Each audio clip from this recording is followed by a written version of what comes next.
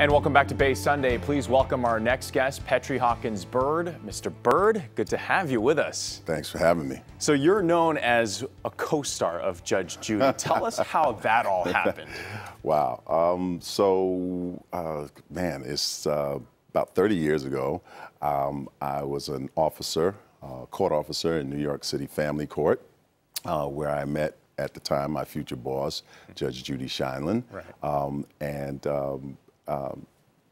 About 1990, I moved out here to the Bay Area, and I was working for the U.S. Marshal Service for a little while. Left law enforcement, went to work as a high school counselor. One day I'm reading the paper, and I happened to read in a gossip column that this judge had written a book called "Don't Pee on My Leg and Tell Me It's Raining," shameless plug, and that they were developing a TV show for her. I recognized the name immediately, Judge Judy Scheindlin. I wrote her a letter to congratulate her, right. And and I said at the end of the letter, kiddingly, I said, "Hey, if you ever need a bailiff, I still look good in uniform." About 3 weeks later, she tracks me down, calls my job, and says, "Thank you for the letter. This is the first well wish I received, and you were kidding at the end of your letter, but we do need a bailiff. We tried it with a regular actor, and we need somebody. It's an unscripted show, so we need somebody who kind of knows how I operate." She said, and as I remember, you're kind of crazy. I said, "Well, I'm what still made her say that? I'm one of the few officers who would call a case and impersonate somebody while calling the case. So, I might come out as Bill Cosby and call your case, and people would come in and go, 'Hey, wait a minute, where's Bill Cosby?' It's like, Bill Cosby's not here. Go sit down." Right. But anyway, she knew I had a kind of crazy sense of humor, and she said, "Well, if you're still kind of crazy, and if you're crazy enough to try this with me, I'll recommend you for the job." Yeah, that is amazing how life has so many twists and turns, right? I mean, life imitating art, imitating life, So that's that. I'm never quite sure who I am. I'm just always sure that I'm Byrd. Right. Byrd. And so you mentioned that Bill Cosby reference, and also I heard you have a pretty good Bernie Mac impersonation. Oh man, okay, it's getting around. Is that Yeah, I got a pretty good Bernie Mac, but I don't want to start now because I have to hurt somebody. And I'm sure Judge Judy loved that impersonation. She's got a great sense of humor. Right. So tell me what you're doing now these days with this program called OK. The OK program.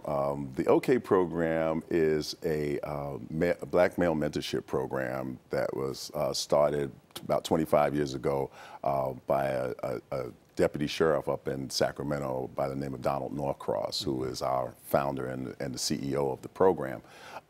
And as a deputy sheriff, Donald noticed that young black boys were sort of checking into the system, but not checking out. They were coming into the sheriff's department and into, being arrested in large numbers. And he wanted to do something about it. And so what he decided to do was to actually engage these boys, to let them know that he cared about them and that they should care about themselves. And so he started meeting with them on Saturdays, doing what he called kick-it sessions, in which the boys would come in on Saturdays, and they would discuss issues that faced them during their lives and during the week, gang warfare issues and drugs rampant in their community, the school system, the fact that almost 50% of young black boys drop out of high school, and that there was overall in this country there's almost a 50% incarceration rate amongst African American males, even though they only represent about 6% of the population of the country. So, so he wanted to do something about it, and that's what he did. He engaged these boys and sort of became the surrogate father figure for a lot of them, and they affectionately call him Dep. And he's been doing that for 25 years, as a nonprofit, sort of a one-man show, But let me not say that, because it's actually not a one-man show. Right.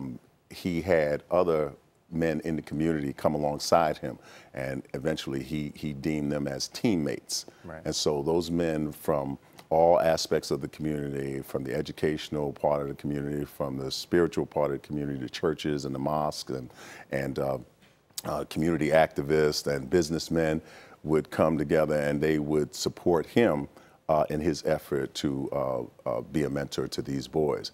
And it has met with great success, and the program has grown exponentially. It is in about 7 cities throughout the country. Little Rock, Arkansas, Monroe, Louisiana,